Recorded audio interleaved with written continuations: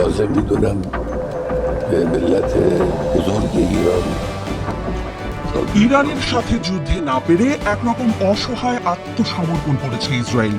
বহু জীবন খোয়া গেলেও ধ্বংসস্তূপে দাঁড়িয়েই ইরান ফুটিয়েছে বিজয়ের লাল গোলাপ। সেই যুদ্ধবিরতি কিংবা কার্যত ইসরায়েলের পরাজয়ের পর বৃহস্পতিবার প্রথমবারের মতো জাতির উদ্দেশ্যে ভাষণ দিয়েছেন ইরানের সর্বোচ্চ নেতা আয়াতুল্লাহ আলী খামেনি। খামেনি তার ভাষণে বলেছেন, বিসমিল্লাহির রহমানির রহিম। ইরানের প্রিয় ও সম্মানিত জনগণকে আমার সালাম ও শুভেচ্ছা। প্রথমেই আমি সাম্প্রতিক ঘটনার শহীদদের প্রতি শ্রদ্ধা জানাচ্ছি।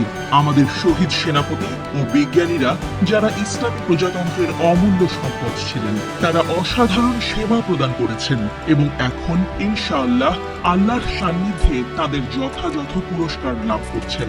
আমি ইরানের সম্মানিত জনগণকে কয়েকটি বিষয়ের জন্য আন্তরিকভাবে অভিনন্দন জানাতে চাই।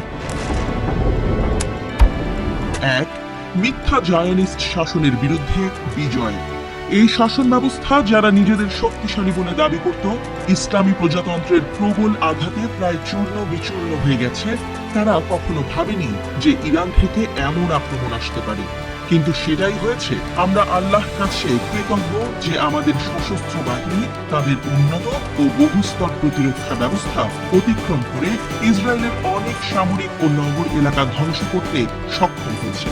এটা আল্লাহর অন্যতম বড় রহমত এবং প্রমাণ করে যে ইরানের বিরুদ্ধে আগ্রাসনের চরম মূল্য দিতে হয়। এই বিজয় আমাদের সেনাবাহিনী ও সেই জনগণের যারা তাদের লালন পালন ও সমর্থন করেছে। দুই, আমেরিকার বিরুদ্ধে বিজয়। জায়নিস্ট শাসন ব্যবস্থা ধ্বংসের মুখে পড়েছিল দেখে আমেরিকা সরাসরি যুদ্ধে জড়িয়ে পড়ে, কিন্তু তারা কিছুই অর্জন করতে পারেনি। তারা আমাদের পরমাণু স্থাপনাগুলিতে হামলা চালিয়েছে, যা আন্তর্জাতিক আইনের আওতায় অপরাধ। তবুও তারা তেমন কিছু অর্জন করতে পারেনি। আমেরিকার প্রেসিডেন্ট ঘটনাগুলোকে অতিরঞ্জিত করে নিজেদের ব্যর্থতা ঢাকতে চেয়েছেন, কিন্তু তা সবার কাছে স্পষ্ট। এর জবাবে ইরান কাতারে অবস্থিত আমেরিকার গুরুত্বপূর্ণ ঘাঁটি আল উদেইদে জোরালো প্রতিশোধের আঘাত হানে এবং ক্ষয়ক্ষতি করে।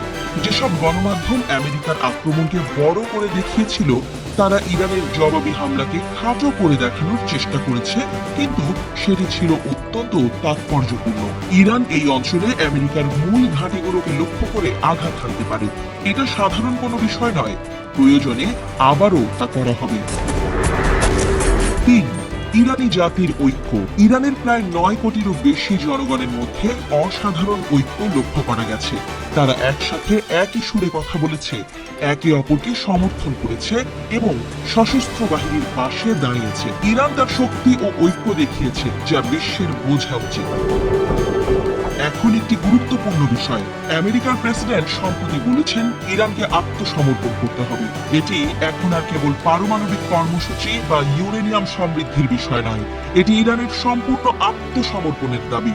এই দাবি হাস্যকর। একটি দেশ যার রয়েছে হাজার বছরের ইতিহাস, সংস্কৃতি এবং অটুট জাতীয় দৃঢ়তা, তারা কখনো আত্মসমর্পণ করবে না।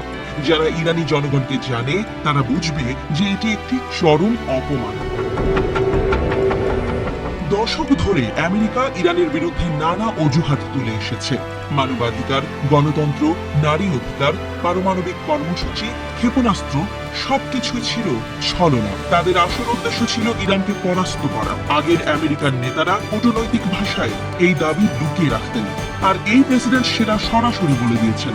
ইরানি জনগণকে বুঝতে হবে, আমেরিকার আসল সমস্যা হলো তারা স্বাধীন সার্বভৌম ইরানকে মেনে নিতে চায় না। কিন্তু আত্মসমর্পণ তা কখনোই হবে না, কখনোই না। ইরান একটি শক্তিশালী জাতি, গভীর সভ্যতা ও সংস্কৃতির অধিকারী, যা অনেক দিক থেকেই আমেরিকার চেয়েও সমৃদ্ধ। ইরান আত্মসমর্পণ করবে এই ভাবনাই হাস্যকর। ইরানি জনগণ সম্মানিত এবং বিজয়ী ছিলেন, আছেন এবং থাকবেন।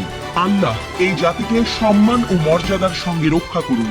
আমাদের মহান ইমামের মর্যাদা বৃদ্ধি করুন এবং ইমাম মাহদীর এই জাতির প্রতিও সন্তুষ্ট থাকুন এবং তার সাহায্য বর্ষিত হোক। আপনাদের ওপর শান্তি ও বরকত বর্ষিত হোক।